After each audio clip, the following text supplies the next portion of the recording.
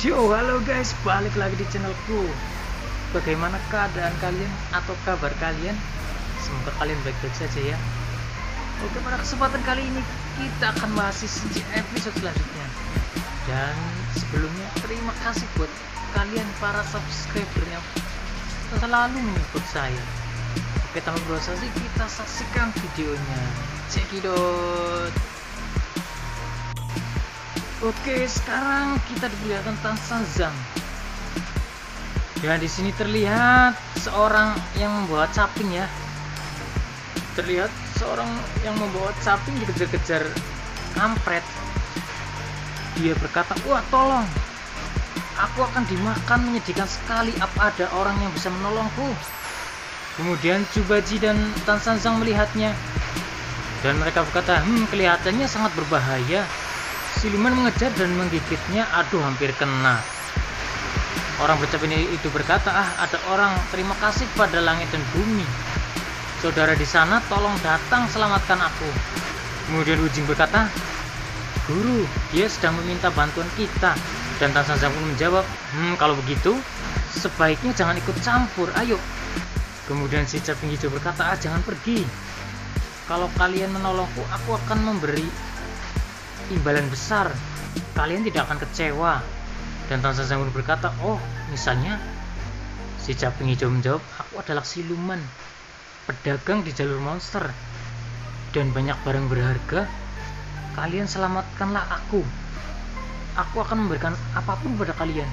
Kemudian Tan Zhang meminta Chubaji untuk menyelamatkan orang tersebut. Dan setelah Chubaji menyelamatkannya, dia berkata, sudah tahu kan kehebatanku? Si caping hijau pun tersenyum, untung bisa selamat, bisa pulang menemui istri dan anakku.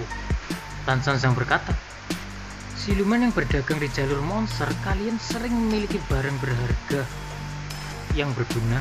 Dan si caping hijau menjawab, benar, kalian sudah menyelamatkanku. Ucapan terima kasih saja sudah tidak cukup. Sudah saatnya aku akan memberi hadiah. Ini dia jamur arwah. Apabila kamu memakannya, kamu tidak akan terkena racun apapun.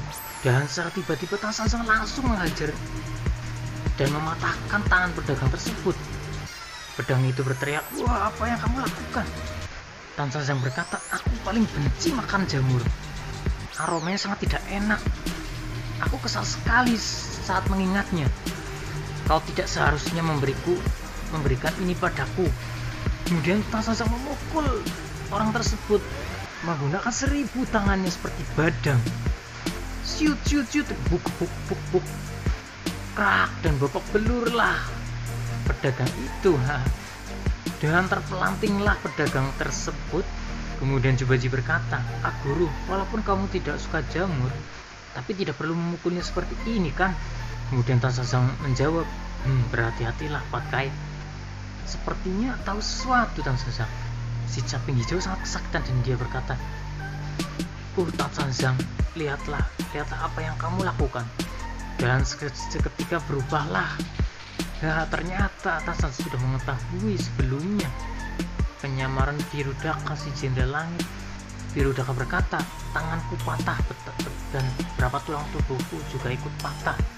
Tidak ada yang pernah memukulku sampai separah ini. Dasar manusia rendahan, katanya.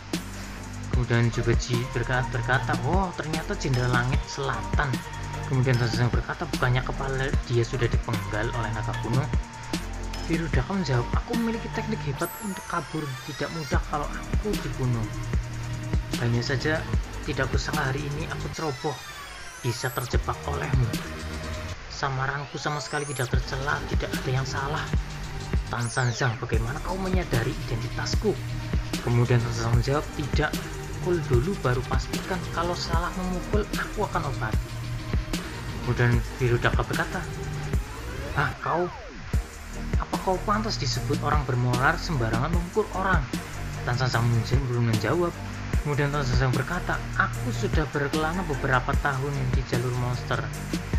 Kau kira ini mengandalkan moral? Aku tentu memiliki caraku sendiri. Jenderal Langit Selatan, kau mungkin sangat ditakuti di Istana Langit. Tapi kau sudah datang ke sini, peraturannya sudah berbeda. Tidak perlu Dewa Jenderal apa dirimu. Kalau datang di hadapanku, tetap aku pukul sampai menjadi cacat. Kali ini kau tidak akan bisa kabur dengan mudah, Patkai. Hajar dia. Kemudian Patkai pun melempar ke jendela langit tersebut. Dia berkata, memukul anjing yang terluka, aku sangat suka. Rasakan ini, kumpulkan tenaga dan berubah. Dan seketika Jubaji mengeluarkan taringnya.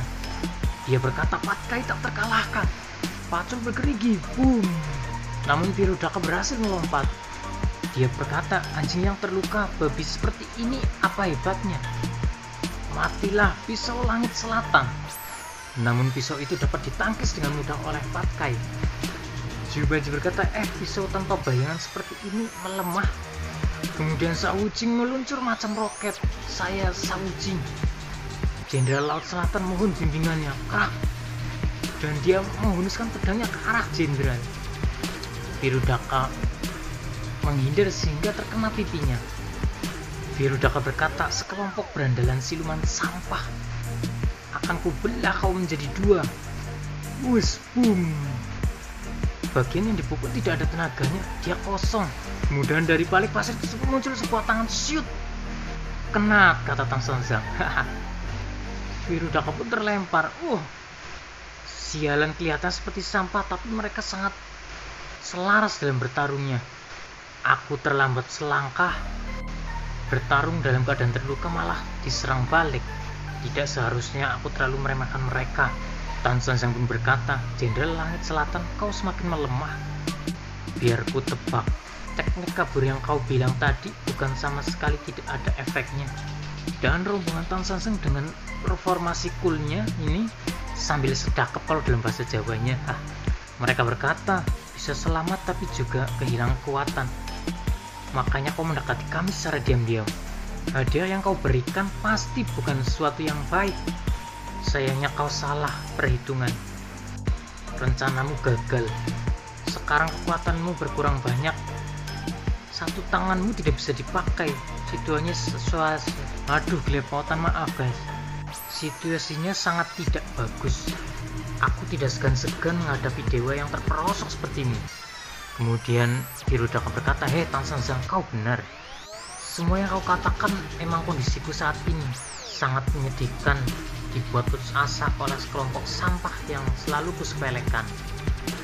Tapi aku juga tidak termasuk gagal total.